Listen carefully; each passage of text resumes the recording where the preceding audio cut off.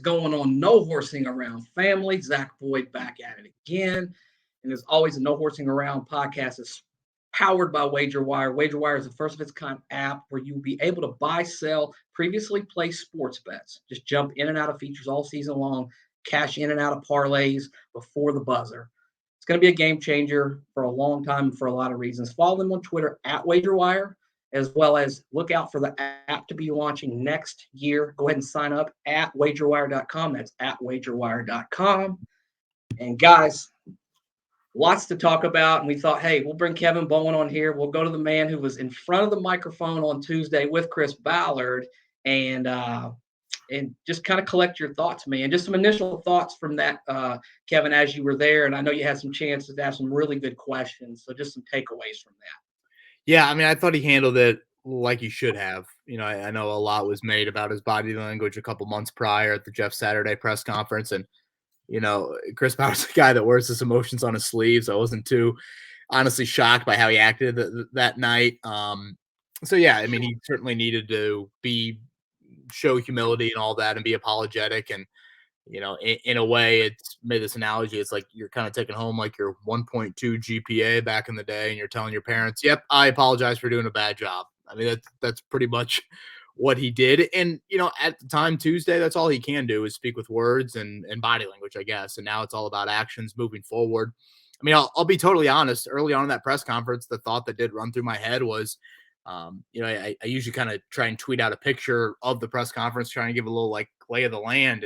And that tweet I put in there is his 7th season now that he's going into. And it's a bit shocking to me that he's getting a 7th year. I mean, we know the resume, we don't need to go over it, but I think when you throw in a couple of other things on the resume of there's not the obvious quarterback of the future on the roster, you're trending in the opposite direction, you know, at year 6, as opposed to trending a little bit more up. And again, we can argue about his blueprint until we're blue in the face if we want to. But the thing about it is his blueprint, the thing that he believes in, you could argue was, you know, one of the biggest issues, if not the biggest issue here in 2022. So when you factor all that in, you just don't see it in the NFL, you know, a GM getting a crack for a 7th year like that with his resume. But it looks like he's going to be around and he's going to be leading the search. And, you know, we'll see if he can kind of have, you know, in a way, a little bit of a Kevin Pritchard Pacers sort of change of heart and reshift his thinking about roster building. Yeah, Kevin, interested and curious your thoughts just when we talk about a change of heart, just maybe a whole thought process in its totality. It just really there's you know there's two voices speaking to me at the same exact time. Yeah, he's said all of the right things, and like you said earlier, you know, what else was he gonna say, right? Mm-hmm. Like you got to just own it and fall on the sword. Is there a little part of you that says I need to see it to believe it? I mean, is that kind of stuck in the back of your head as this offseason unfolds? 1,000%. And again, to be fair to Chris, I mean, it's Tuesday, January 9th, whatever the date was, January 10th. Like he can only talk. You know, you can't draft the 4th overall pick. You can't make a head coaching hire. You can't have free agency, all those things. So, you know, actions will obviously play out, Zach. But I am there because, you know, and I tweeted out on Tuesday afternoon, you know, I asked him the same question on Tuesday that I asked him last January, and that is about his roster building and his philosophy, because it is different than how a lot of people think in the NFL, and the results have not been there. You know, it'd be one thing if you're doing something differently and your results are still on the same level as others, but when you're not, I feel like the question deserves to be asked. You can look at those two answers, and again, I tweeted out screenshots and just put them side by side, and you can see similarities in his answer. I do think there's a little bit more of a sense of urgency in this year's response than there was last year. And at the end of the day, you know, 9-8 last year versus 4-12-1 this year is a huge, huge difference. So I think it's almost you've been backed into your corner and you have no choice. You know, I don't know how much of your listening audience, Zach, you know, resides in Indiana or, you know, is, you know, familiar with the Pacers situation at all. But for those that aren't, a little background. Kevin Pritchard, their team president, you know, put together a really nice core that honestly achieved success, I would say very similar to the Ballard Reich success those first 4 or 5 years. You know, decent teams, made a couple playoff appearances, you know, been able to, you know, be close to winning the division, but of course not, you know, hosting a bunch of playoff games or playoff series or anything. and kind of bowed out early. And the Pacers were a bit archaic in their building. They had two big guys on the floor, Miles Turner and Domantas Sabonis. They had some older guys with a lot of injury history. And eventually, really this time last year, the Pacers, enough was enough. And they realized they had to do something different. They had to pivot. And Kevin Pritchard, I think after kind of holding on, thinking that this is still something he wanted to see if it could work out for a year or two, he's like, all right, we got to do something a lot different. And if you look at their roster on January 13th now versus January 13th last year, it's extremely different. And they've created real hope. And a major credit to Kevin Pritchard for admitting that and acting upon it. And the early returns have been terrific in the roster moves that they've made. Now, I would argue I think it's easier to pivot in the NBA than it is the NFL. So, I think you have to acknowledge that. But, when Chris used the word stubborn to describe himself on Tuesday, it's a word that I've probably used about him before. And I just think the unwillingness to adjust his roster approach has kind of got the Colts into this situation. And now it almost seems like Zach at 4-12-1 with the 4th overall pick, another swing and the miss on the veteran, retread quarterback market. His words are his words. It almost seems like the actions are just, they will have to do something differently. Yeah, I mean, I don't think that the owner's going to just sit back. Obviously, we all kind of saw how the season unfolded during the season, and things just, the wheels just unraveled right in front of our very eyes. So you'd have to think there's going to be change, and change is definitely necessary. You mentioned something really interesting about the Pacers, the philosophy with Kevin Pritchard, and I'm here in Indy, and I'm a big Pacers fan. And I had Bob on earlier this week, Bob Kravitz, and I said, to me, what they did with hiring a Rick Carlisle would be very similar for the Colts to go out and hire a Jim Harbaugh. Now, we all know the name, but what that is, both guys are a little bit quirky, a little bit abrasive, but the results back everything up, right? So you'd have to think that, and I know there's been a lot of quiet, closed-lip things going on with Jim Harbaugh. You'd have to think they're at least doing their diligence when it comes to the Harbaugh. Anything at all, anything that you're kind of hearing in your neck of the woods when it comes to Jim Harbaugh? Yeah, to be honest with you, it's been extremely quiet on that front. There are a couple thoughts that have popped into my head, and the Carlisle analogy, I think, is a really good one that you bring up. I don't think Carlisle has this reputation, but the Harbaugh reputation is he can kind of wear people out. Yeah. And so if you get 4 or 5 years into it and he's wearing people out, are you then hitting kind of that rookie quarterback's theoretical prime, and now you're restarting again? So I think that would be maybe a concern that you would have. The other thing about Harbaugh, and I gotta credit a listener that kind of threw this idea at me, but if the Colts have interest in Harbaugh, would that be Irsay leading that interest or Ballard? Because let's all be honest with ourselves. I think the thinking with college coaches is, especially college coaches with the resume that Harbaugh has, which is extremely impressive, is that they want to come to the NFL, but they want roster control. I remember Brian Kelly in his days at Notre Dame. He flirted with Philadelphia, 1 year. And, when he got back and kind of said the reasons why he didn't fully go through with it, having that roster control is huge in college football, especially nowadays with, how everything is changing, seemingly every day. So again, if you're Ballard, let's not ignore the elephant in the room. You're probably thinking, wait, you guys want Harbaugh? Does he want me? That would be a thought. So again, are you going through back channels in a way to talk to Irsay about that? And then I would just say lastly on Harbaugh, the whole thing is weird. Like it's just the statements that he's released, the statements Michigan has released, it seems very contract agent driven, so much of it. I don't know if you recall, Zach, or saw the report that, one of the Carolina people, basically like the Mike Chappell of Carolina had early on. And I'm paraphrasing, but it was something to the effect of like Jim Harbaugh and Dave Tepper met virtually, but only after a lot of convincing from Harbaugh's camp towards the Panthers. Like it was almost like the Harbaugh camp had to woo the Panthers, where in reality it should be the Panthers having to, present how attractive we are, and you should want you should want to talk to us. So it's been very, very odd. I'll credit someone on Twitter yesterday. I thought it was a hilarious summarization of the two tweets. And for those that missed it, Michigan's president issued a statement, and then Yeah. Harbaugh had a response. And basically, the Michigan statement was, "We love you," to Jim Harbaugh, and Jim Harbaugh's response was, "Thank you." It got me thinking back to like 6th or 7th grade, where I probably wrote some girl a note and probably said something to that effect, and then she told me thank you, and I ran to the bus and played video games for the rest of the day once I got home. So it's just it's odd, very odd to me. For what it's worth, I've not heard that like Harbaugh Colts like slam dunk mutual. I haven't heard it to that degree. That doesn't mean that like they don't have interest and they don't want to talk, but I have not heard that.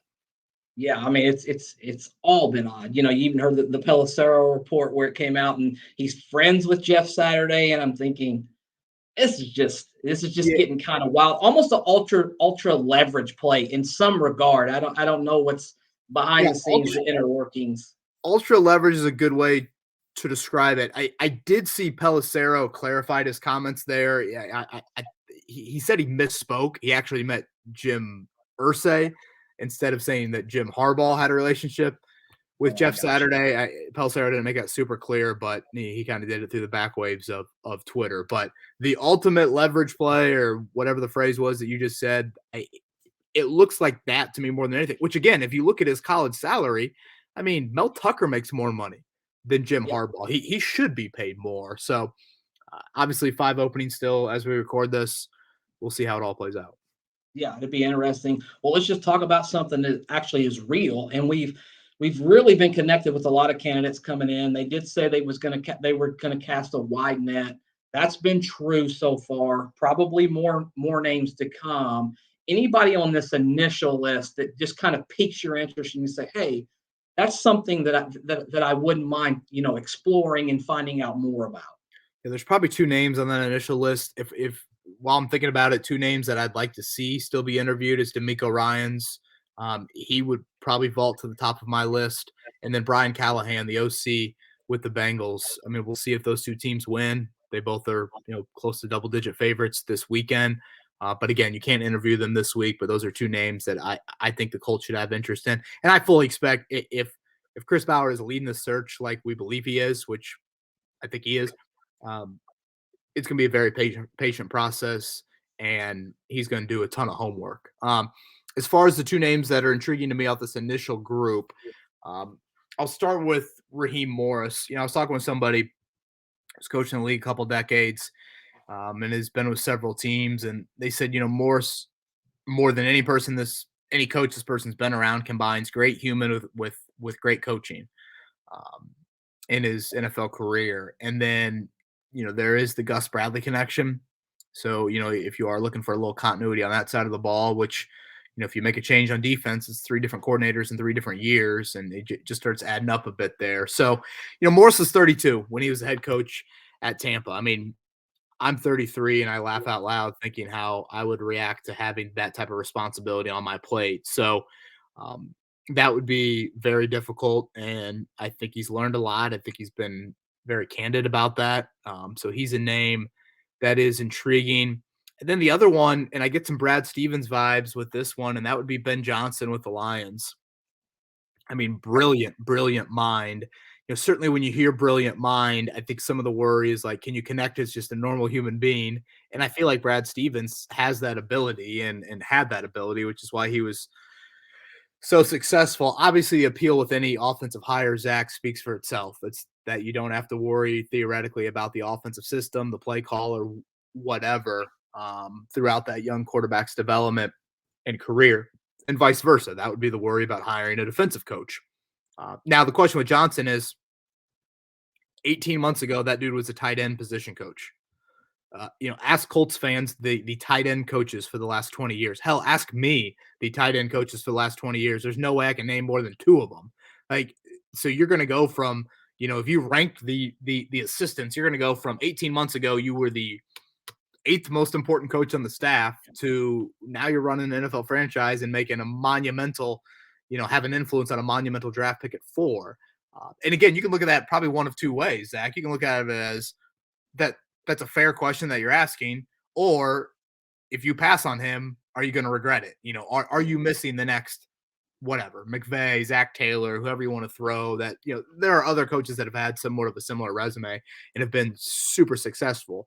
But I think that is something that you have to acknowledge and point out. But I would say those are the two names off that initial list that stand out a little bit.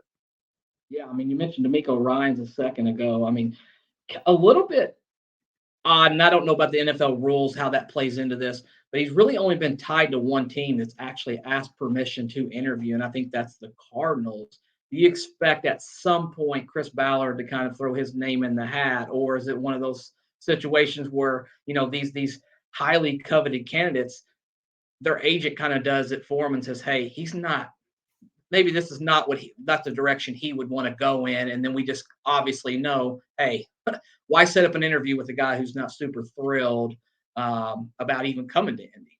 Yeah, it's a very good point that you bring up. I was told that there's interest in Ryan's, but to your point, and again, there's only 5 openings right now. And I say only because, there's been off seasons where you've had 7 or 8. Now we'll see what happens. Is the loser of Monday night, does that become an opening? Is Mike McCarthy or Todd Bowles, coaching for their job at all? Obviously, the Sean McVay situation. The if the Chargers lay an egg, could Brandon Staley be gone? So, we'll see if any more enter the mix. Typically, you do have kind of that NFC or the that wild card team still. That those jobs open up. I think at Tennessee winning a playoff game with Mike Mularkey, and they still fired Vrabel. Obviously, the Raiders last year didn't hire the interim and Bisaccia and opened up after they played in the playoffs. So the thing with Ryans is if they win, again, that shrinks when you can interview him. And so if he looks at the 5 openings and there's 4 teams that want him, does he take those 4 and cross 2 off the list and say, I'm going to focus on these 2 while also getting ready for, whoever they're supposed to play in the next round, Vikings, I guess. So that is, I think, a real question you have. Because if you look at the Colts' initial list, just Aaron Glenn, right, is the only one that I think has not been reported as an interview, which, all these names right now, they're either not in the playoffs or they're, obviously on their bye in Shane Steichen's case and Eric Bieniemy's case. So I do think that is a real question that deserves to be asked. And I mean, D'Amico Ryans, I think, has created a name and a brand and a resume for himself that he probably can be a little picky. And I mean, it's darn impressive what he's done with the 49ers. Yeah, there's no doubt about it. You'd have to think, it's got a little bit of a connection with the Texans too. They might want to make a call down the road. Last question before you hop off here. Obviously, with the 4th pick, I think it's pretty clear to say we're going to draft a quarterback. Now, we don't know who it is. We can debate that, and we're not going to do that on this podcast here. But do you fully expect Chris Ballard to make a move and select a quarterback with that 4th pick, or trade up, however, with the 1st pick, I should say? Yeah, I mean, if I were a betting man here on January 13th, I think the Colts come away with a quarterback in one of the first 4 picks. And I think that is the move, and I unquestionably personally think that that's what they should do. Like, I think they will do that, and I certainly think that's the move. Obviously, a ton of layers to it, though. I mean, if I'm Chicago, I wait till probably 7:48 p.m. that Thursday before the draft gets started and dangle it and say who's desperate. I do think we should point out, Zach, you've got some teams behind Indianapolis that I don't think you just totally rule out. If Seattle loses tomorrow and Pete Carroll says, it's been awesome, I'm done, that's a new head coach there with 2 first-round picks and, a 32-year-old quarterback that's been a bit of a journeyman. So, could they enter the fray? What happens with Carolina? What happens with the Raiders now that Derek Carr is gone? So it's going to be a complicated process, and it's a process that you probably just can't sit there at 4 and think that you're going to get one of those 2 if you do think Bryce Young and CJ Stroud are on a level by themselves. I know a lot of people will diminish Will Levis, and I certainly understand reasons to be skeptical of him. But if Chris Ballard treats quarterback like he treats other positions on the football team, Will Levis is going to be very attractive to him because there's a lot of traits there. And we know how Ballard is a big traits guy. Again, I think quarterback's a little bit different. I think that evaluation is different. Just like I see a lot of people out there saying, look how Ballard's handled quarterback in the last 4 or 5 years. There's no way I trust him to draft one. I just think drafting a quarterback, particularly that high, is totally different than any of the moves they've made with Ryan, with Wentz, with Rivers. Hell, even Eason and Ellinger. I just think it's a totally different animal, and that's what makes it so difficult. But that's what makes the return on it unbelievable if you can hit on it. So yes, to answer your question, I do think that's the route they will go, but there is a whole lot of variables and questions to be answered over the next 3 months. Hey, real quick before you hop off here, do you think he would trade up? I know he said he would do it, but I grit my teeth when he says that, because he's also said that the last 4 off seasons, and I understand he's in a much different position this year than he has been in the past. But do you think he would trade up? Yeah, I think he would. He's got to fall in love with the prospect, and I mean, again, an Irsay mandate, is something that I think you brought up a little bit ago, and it's probably something that you have to acknowledge there as well. Quarterback's a different animal. You can't. And Zach, I know you've probably heard me say this on my podcast before, but I mean, look at the 3 teams that have been the most consistent in the AFC over the last few years. They all made giant trade ups to get their quarterback. Buffalo, Kansas City, and Baltimore. And you can't just sit and think and hope they're going to get there. The position means too much. It continues to mean too much. And look around the AFC. Again, you got 7 of them 27 or younger. This is not a decade ago where you had great quarterbacks, but they all were on the back 9 of their careers. To continue the golf analogy, these guys are on hole 4 or 5, and they're not going anywhere. You got to look at that, realize it. And again, I think he would. He's got to really fall in love with it. But maybe it's a little wishful thinking on my part too. Yeah, man. I say, give me Bryce Young, baby. That's what I say on this podcast. But he definitely has a weight, height, and build requirement. And I'm not sure he's going to fall in that umbrella. Kevin, we really appreciate you hopping on here today in this busy schedule.